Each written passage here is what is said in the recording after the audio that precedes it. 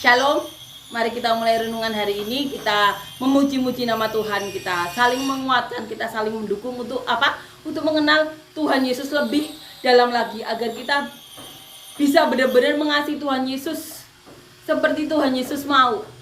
Kita melakukan apapun yang menjadi kehendak Tuhan Yesus. Seperti juga Tuhan Yesus datang ke dunia hanya mau melakukan apa yang menjadi kehendak Bapa. Amin ya.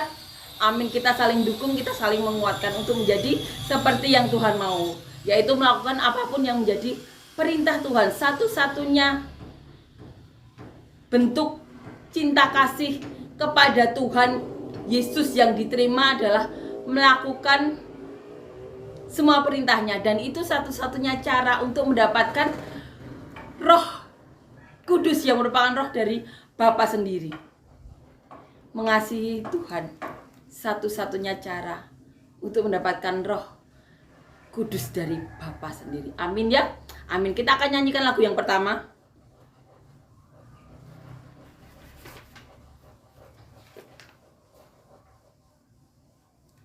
Yesus, kau kebenaran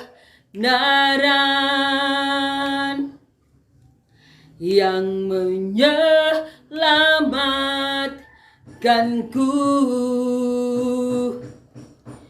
Kau memberikanku hidup dan pengharapan.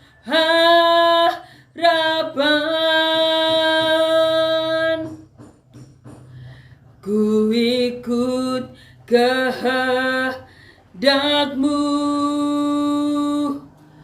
ku perlu anugerah-Mu. Ku nyatakan janjiku kepadamu.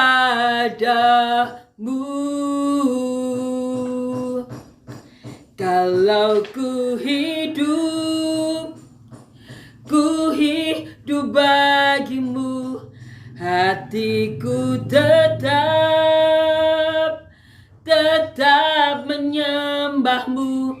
Dunia tak bisa menjauhkanku dari kasih-Mu. Selama ku hidup bagimu, mataku tetap memandang-Mu. Dunia tak bisa menjauhkanku dari kasih-Mu. Amin ya. Amin, puji Tuhan, amin. Kita akan lanjutkan merenungkan dan membaca ya Injil Yohanes di pasal ke-19 ayat 38 sampai 42. Judul perikopnya Yesus dikuburkan. Sesudah itu Yusuf dari Arimatea, ia murid Yesus, tetapi sembunyi-sembunyi karena takut kepada orang-orang Yahudi, meminta kepada Pilatus supaya ia diperbolehkan menurunkan mayat Yesus. Dan Pilatus meluluskan permintaannya itu. Lalu datanglah ia dan menurunkan mayat itu. Juga Nikodemus datang ke situ. Dialah yang mula-mula datang waktu malam kepada Yesus. Ia membawa campuran minyak mur dengan minyak gaharu, kira-kira 50 kati beratnya.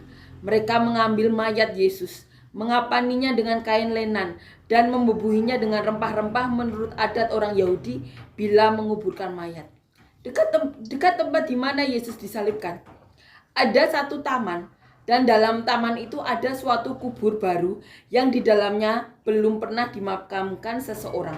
Karena hari itu hari persiapan orang Yahudi, sedang kubur itu tidak jauh letaknya, maka mereka meletakkan mayat Yesus ke situ. Suatu peristiwa di mana diberi judul Yesus dikuburkan. Ada seseorang yang bernama Yusuf Arimatea dan Nikodemus. Kita ingat, Nikodemus adalah salah satu orang Farisi atau ahli-ahli Taurat yang datang menemui Tuhan Yesus dan mengatakan bahwa orang-orang yang melakukan mujizat seperti Tuhan Yesus pasti disertai Allah. Nikodemus mewujudkan perkataannya tersebut dengan cara saat Tuhan Yesus meninggal, Nikodemus datang membawa rempah-rempah minyak ya.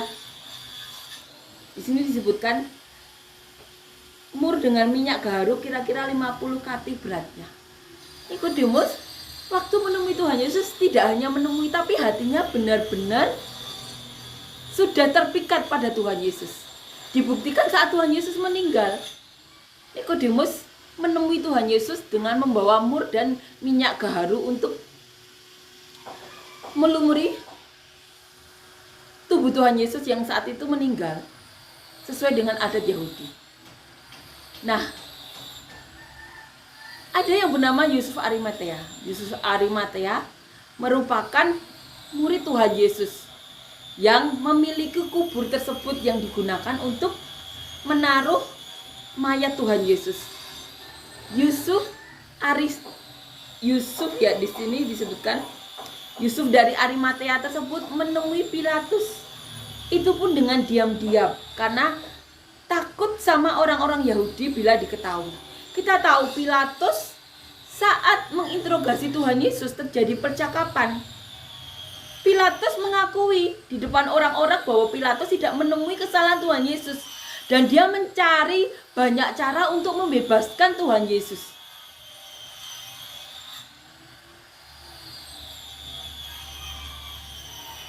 Makanya Yusuf Arimatea menemui Pilatus dengan diam-diam. Di sini dikatakan ia murid Yesus, tetapi sembunyi-sembunyi karena takut kepada orang-orang Yahudi. Ini yang dilakukan Yusuf dari Arimatea. Amin ya. Amin. Jadi kita tahu Yusuf dari Arimatea merupakan murid Tuhan Yesus. Nikodemus adalah orang Yahudi, ahli-ahli Taurat, orang-orang Farisi, bahkan anggota dari imam-imam kepala yang menemui Tuhan Yesus. Dan saat menemui Tuhan Yesus tidak hanya di mulut, tapi benar-benar masuk dalam hati. Karena saat Tuhan Yesus meninggal ya, dia membawa mur dan minyak gaharu untuk diberikan kepada tubuh Tuhan Yesus seperti adat orang Yahudi saat itu.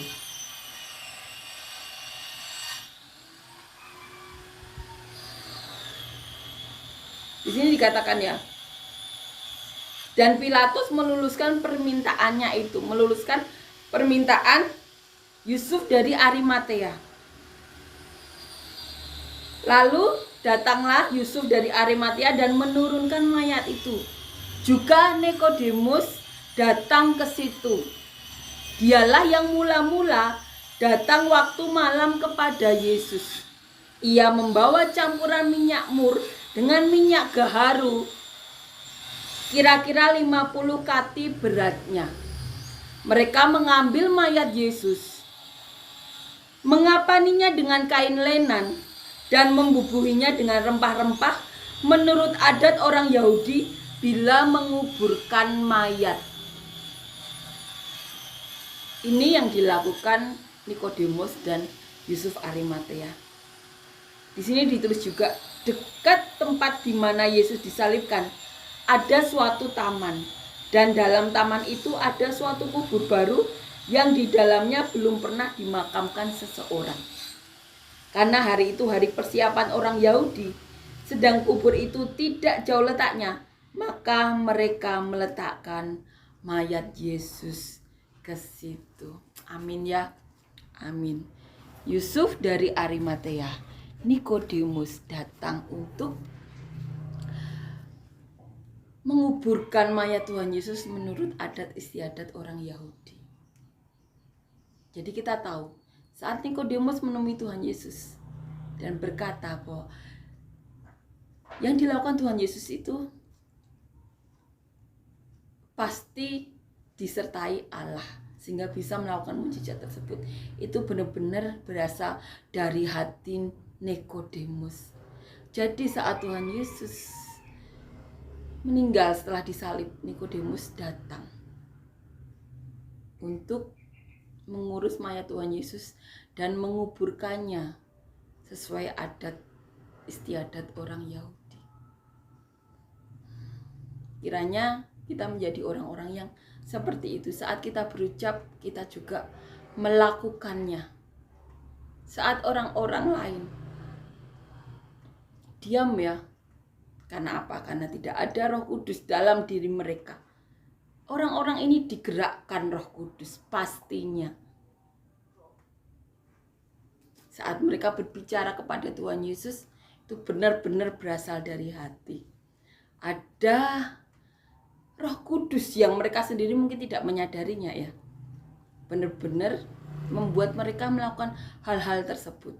Karena kita tahu, orang-orang yang diberikan Bapa kepada Tuhan Yesus adalah orang-orang yang tidak bisa diambil oleh dunia. Orang-orang yang diberikan Tuhan Yesus ya, diberikan kepada Tuhan Yesus pastinya orang-orang yang ada Roh Kudus, di mana dunia tidak bisa mengambilnya. Bahkan harta berapapun tidak bisa mengambil orang tersebut dari Tuhan Yesus. Bukti nyata bahwa perkataan Nikodemus tidak hanya dari mulut saja, tapi benar-benar dari hati. Ia wujudkan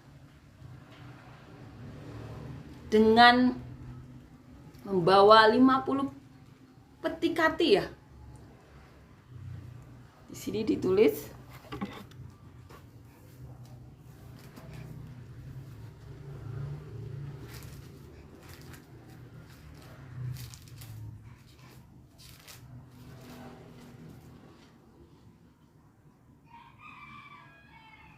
(50 kati beratnya.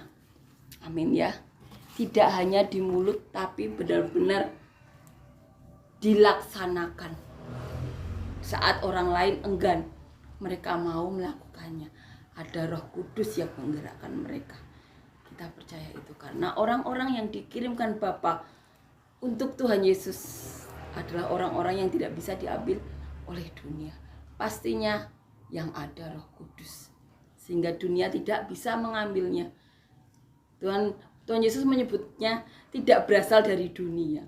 Karena apa? Ada Roh Allah di situ. Roh yang keluar dari Bapa sendiri. Amin ya. Amin. Kita akan nyanyikan lagu yang kedua. Tuhan menetapkan langkah-langkah orang yang hidupnya berkenan kepadanya. Apabila ia jatuh, tak sampai tergeletak, sebab Tuhan menopang tangannya. Tangannya,